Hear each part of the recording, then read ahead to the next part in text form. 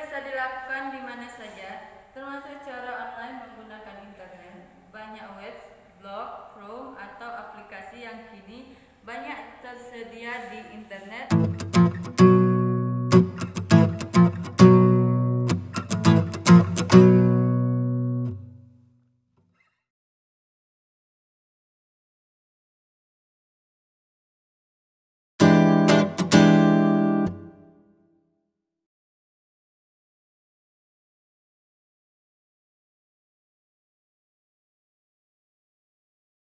Assalamualaikum warahmatullahi wabarakatuh. Baiklah, perkenalkan nama Ibu Iyana SPD. Ibu mengajar pada mata pelajaran Seni Budaya di MTS Patra Mandiri Selajeng. Baiklah, Ibu akan mempresentasikan tentang motivasi dalam menuntut ilmu dalam era teknologi. Pasti kita ketahui bahwasanya perkembangan dunia digital modern yang semakin pesat dalam dunia pendidikan Indonesia.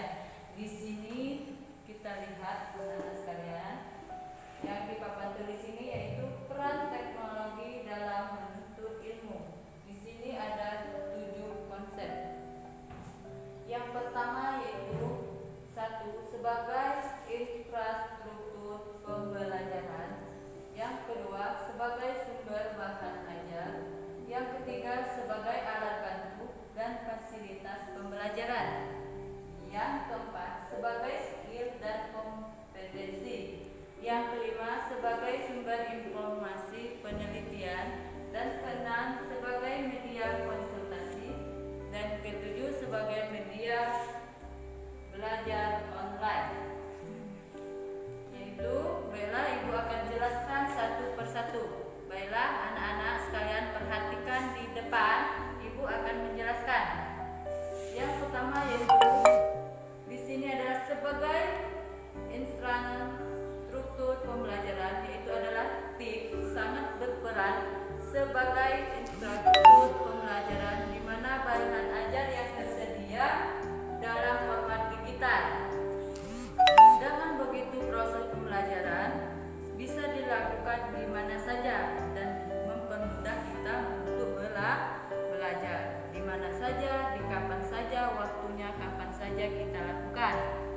Para murid tidak harus terpaku pada belajar pada tempat dan waktu yang telah ditentukan. Bisa kita lakukan pada waktu yang lain. Saat sedang merapat di tempat umum, mereka tetap bisa belajar melalui gadget atau mereka. Jadi dengan menggunakan sebagai infrastruktur pembelajaran ini mudah kita lakukan dimanapun saja kita gunakan. Yang kedua yaitu sebagai sumber bahan ajar. Sebagai bahan ajar ini, sumber bahan ajar para tenaga pendidik hanya bisa didapat dari buku saja. TIK juga bisa dijadikan sebagai bahan ajar yang mengikuti perkembangan zaman. Ada banyak bahan ajar yang bisa didapatkan dari seluruh belahan dunia sehingga ilmu yang dapat pun kita lebih banyak. Jadi untuk bahan ajar kita bukan hanya dari buku saja, tapi kita bisa buka dari internet. Misalnya kita mau mencari apakah pengertian dari menuntut ilmu dalam era teknologi, itu pun langsung muncul pengertiannya itu langsung muncul. Jadi mempermudah kita untuk belajar. Yang ketiga yaitu sebagai alat bantu dan fasilitas pembelajaran. Di sini adalah tidak lagi menggunakan papan tulis dan kaput. Kini proses pembelajaran telah didukung oleh TIK. Sebagai alat bantu dan fasilitas pembelajaran TIK yaitu akan membuat proses membelajar jadi lebih inovatif dan menyenangkan karena lebih modern. Pelajaran kita juga lebih modern dan mempermudah siswa. Untuk itu para tenaga pendidik juga wajib untuk mengikuti perkembangan teknologi supaya bisa mengajar sesuai tren yang sedang berkembang. Para murid pun bisa mengeksplorasi ilmu pengetahuan dengan lebih luas dan secara mandiri.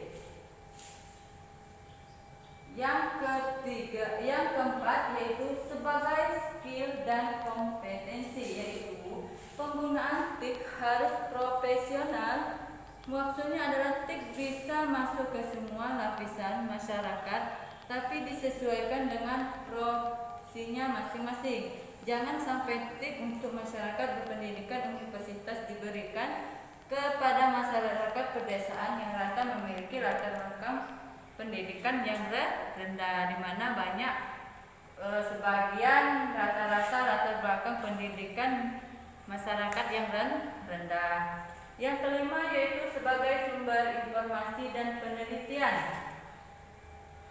Proses penelitian dalam dunia pendidikan artinya jadi lebih mudah dilakukan berkat adanya TIK sebagai informasi. Keberadaan TIK juga dapat membuat peneliti seseorang jadi bisa dimanfaatkan, diketahui oleh orang lain. Hal tersebut akan berguna untuk mencegah terjadinya penelitian yang serupa.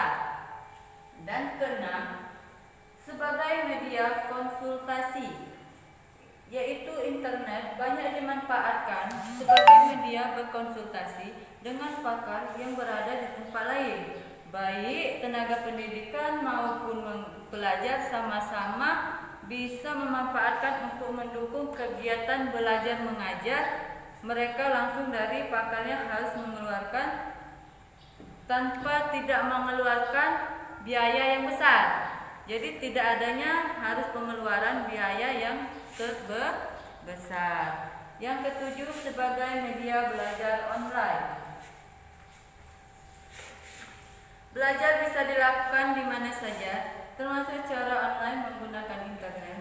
Banyak web, blog, forum atau aplikasi yang kini banyak tersedia di internet membuat siapa saja bisa belajar online. Contohnya saja ada perpustakaan online, yaitu perpustakaan dalam bentuk digital yang menggunakan internet sebagai wadahnya. Siapapun bisa mengakses sumber-sumber ilmu dengan cara mudah tanpa dibatasi jarak dan waktu. Baiklah, mungkin sampai di sini Ibu jelaskan.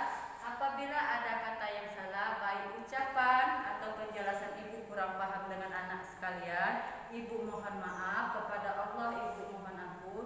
Baiklah, Ibu akhiri dengan wabillahi taufiq hidayah. Wassalamualaikum warahmatullahi wabarakatuh.